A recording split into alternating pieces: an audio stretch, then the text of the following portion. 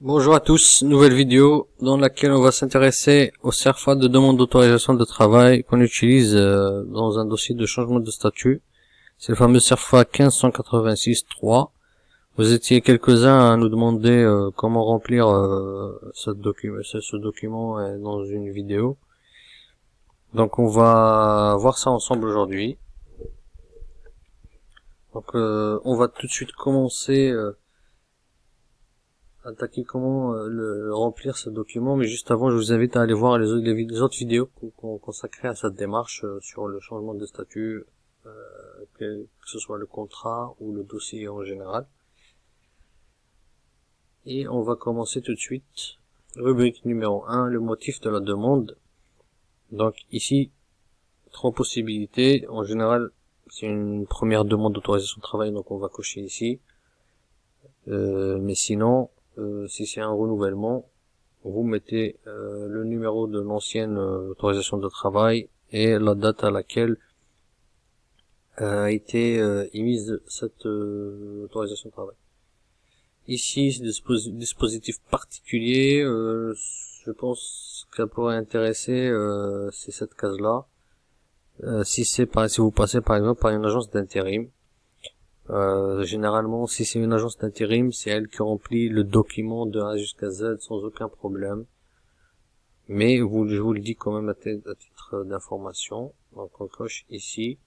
Et le reste, on va le retrouver sur le feuillet 3. On va voir un peu plus loin. Ici, cette rubrique-là, ça vous intéresse pas. C'est le cas, par exemple, d'une demande d'autorisation de travail temporaire pour les étudiants, par exemple. On passe à la deuxième rubrique, celle de l'employeur. Et là, c'est des informations que l'employeur normalement va vous communiquer directement. Mais voilà, donc SIRET, dénomination, le NAP, la convention collective qui est appliquée, vous pourrez la retrouver sur ce site internet, juste si vous voulez voir. Donc le site c'est élection au pluriel-professionnel.travail.gouv.fr. Mais c'est juste vraiment plus simple que l'employeur vous la communique directement. Pareil pour l'activité, si c'est une activité réglementée, et il faudra mettre l'activité ici, la formalité initiée, auprès de quel organisme, la date soit de la demande ou de la réponse, et le numéro qu'on lui a attribué. Si c'est un particulier employeur, là, il faudra mettre tout simplement son nom, le numéro URSSAF, MSA, CESU. Là, c'est vraiment des informations que seul l'employeur peut vous communiquer. Et bien sûr, vous mettez son adresse complète. Concernant le salarié, donc c'est la rubrique qui vous concerne, vous mettez le nom, le prénom, le sexe, la date de naissance, la nationalité et le département de résidence. Juste une parenthèse, je sais qu'il y a des étudiants qui cherchent parfois des préfectures présumées plus souples que d'autres pour déposer leur dossier. Dans ce cas-là, vous mettez bien le département de l'hébergement que vous mettez dans le dossier. En fait, là, cette case-là, c'est le département, c'est la préfecture en gros qui va étudier votre dossier, et donc par conséquent les services de la directe qui va recevoir ce document. Donc il faut mettre le bon code postal ici, sinon la préfecture ne va pas accepter votre dossier. Là, c'est les pièces d'identité, donc le document de séjour, c'est le titre de séjour avec le numéro, etc. Le document d'identité, c'est le passeport de votre pays d'origine avec le numéro et toutes les informations qui vont avec. Et la quatrième rubrique, elle concerne le contrat de travail. Donc là, vous prenez les mêmes éléments, l'emploi occupé qui est là, le code ROM, donc vous pourrez le retrouver, l'employeur le connaît déjà ça aussi, mais vous pourrez le retrouver sur le site de Pôle emploi. Le niveau et le coefficient, ça aussi c'est des informations qui apparaissent sur le contrat de travail, mais si vous voulez les retrouver sur la convention collective, les chercher sur la convention collective de la branche d'activité de votre employeur. Vous pouvez le faire. Entre parenthèses, ça peut vous aider dans votre négociation. Si vous négociez un niveau plus élevé par rapport aux tâches que vous avez à faire, un niveau plus élevé, forcément vous aurez un salaire plus élevé. Donc ça, je vous le dis juste entre parenthèses. Mais sinon, ça va apparaître, vous l'aurez sur votre contrat si vous l'avez déjà signé.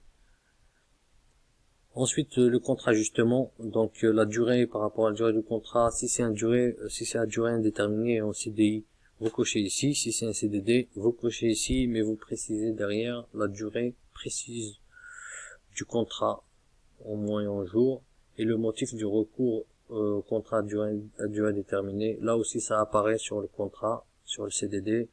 En général, c'est l'accroissement temporaire d'activité qui est utilisé, mais bon, ça c'est l'employeur qui va décider.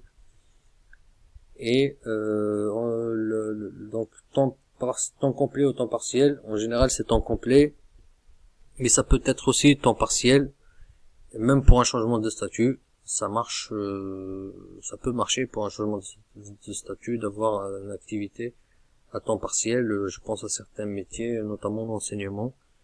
Donc il faudra mettre précisément les heures, les centièmes, donc la durée précise, qu'elle soit par semaine, par mois ou par an, tel que indiqué dans le contrat. Ensuite, c'est le salaire brut, pareil, qu'il soit annuel, mensuel ou horaire, mais hors avantages en nature. Donc les avantages, on va les retrouver plus bas. S'il y a des avantages en nature, par exemple pour la nourriture ou le logement, donc là c'est les avantages. Pour la nourriture ou pour le logement, donc si ça apparaît sur le contrat, vous le mettez ici. Et là c'est le logement, donc l'avantage en nature. Le logement, il peut être collectif ou individuel. Si si c'est dans votre contrat, vous le mettez aussi. Après, c'est la signature de la personne qui soumet la demande d'autorisation de travail. C'est l'employeur, je veux dire.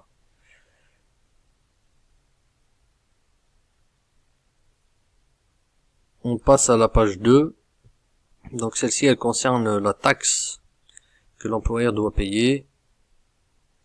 Si c'est la même personne qui fait la demande, gestionnaire de la demande et de la taxe, je vous conseille quand même de le remplir en 2 fois, hein, même si c'est répétitif, mais voilà, ça mange pas de pain.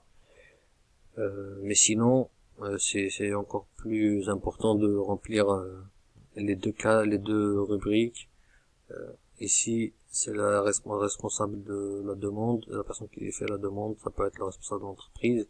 Et ici, la personne ou le service qui s'occupe du paiement de la taxe. Donc vous mettez toutes les informations, toutes les coordonnées du service ou de la personne, et vous reprenez aussi vos informations, les informations qui vous concernent, donc vos coordonnées à vous dans cette partie-là.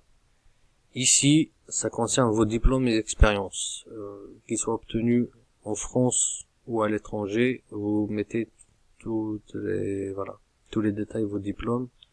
Et si vous avez une expérience professionnelle en rapport avec l'emploi sollicité, vous pouvez le mettre ici directement. Le point important, les conditions de recrutement. Juste avant de vous parler des conditions de recrutement, la partie taxe, elle concerne pas tout le monde. Il y a des personnes qui sont exonérées. Je pense notamment aux personnes qui sont bénéficiaires d'une APS ou RCPC et qui ont un master 2, donc c'est des personnes qui sont pas concernées par cette taxe. Mais la liste des personnes exonérées, vous pourrez la retrouver facilement. Mais la plupart,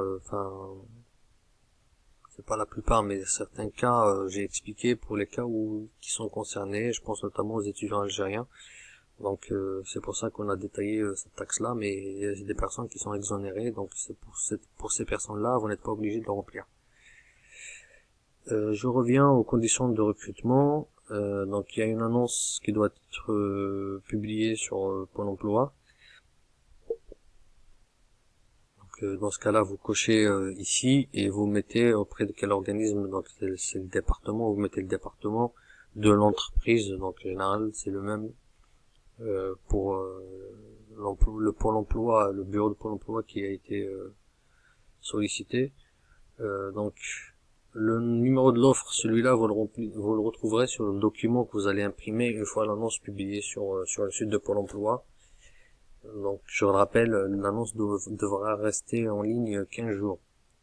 Et donc suite à ça, à l'écoulement de ces 15 jours, vous mettez le nombre de candidatures que vous allez recevoir au total, vous le mettez ici. Ensuite, description précise de l'emploi occupé, avec les spécificités des tâches à effectuer et les exigences professionnelles pour le poste. Ce que je peux vous conseiller sur ces deux éléments, voire les trois, ici, c'est de chercher à utiliser une formulation intelligente, c'est-à-dire que vous pouvez utiliser la terminologie qu'on retrouve sur votre CV. En gros, utiliser les mêmes termes qu'on retrouve dans votre CV. La personne qui va étudier votre dossier n'est pas forcément compétente dans votre domaine, donc puisque c'est vous qui remplissez le document, utilisez les mêmes termes que vous utilisez sur votre CV. Cela va permettre de lui montrer que vous correspondez à ce poste. Peut-être que les autres candidats ne vont pas mettre la même terminologie, donc c'est juste une façon maligne de montrer que vous correspondez à ce poste. Il s'agit pas de mentir, bien évidemment. Je prends un exemple tout bête. Si par exemple vous êtes graphiste, si vous êtes graphiste, vous mettez l'intitulé ici, en spécificité, vous pouvez mettre par exemple voilà des montages ou des tâches que vous allez faire avec des logiciels que vous connaissez, des logiciels qui apparaissent sur votre CV.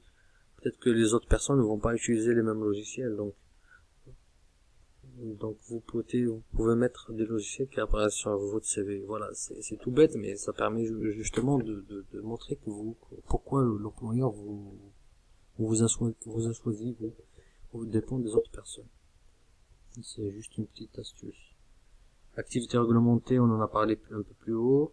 Date prévisible d'embauche, c'est la date du début du contrat, tout simplement. Salaire brut, hors avantages en nature, etc. Ça c'est ça c'est les autres employés de l'entreprise au même poste. Là normalement vous êtes censé mettre le même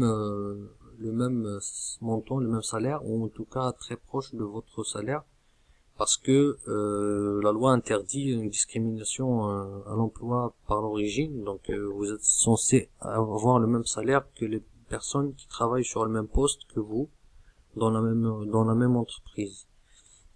Donc normalement ça doit être très très proche, voire le même salaire ici.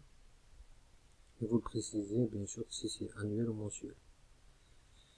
Lieu d'exécution ici, s'il diffère de l'établissement, c'est un cas spécial si vous travaillez sur un lieu différent que l'adresse de l'entreprise.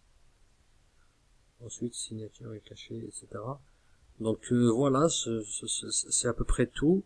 La page 3, elle concerne le travail intérimaire, mais je vais pas m'y attarder parce que comme j'ai dit en début de vidéo, si c'est l'agence d'intérim, si vous passez par l'agence d'intérim, elle s'occupe de remplir ce document sans aucun problème.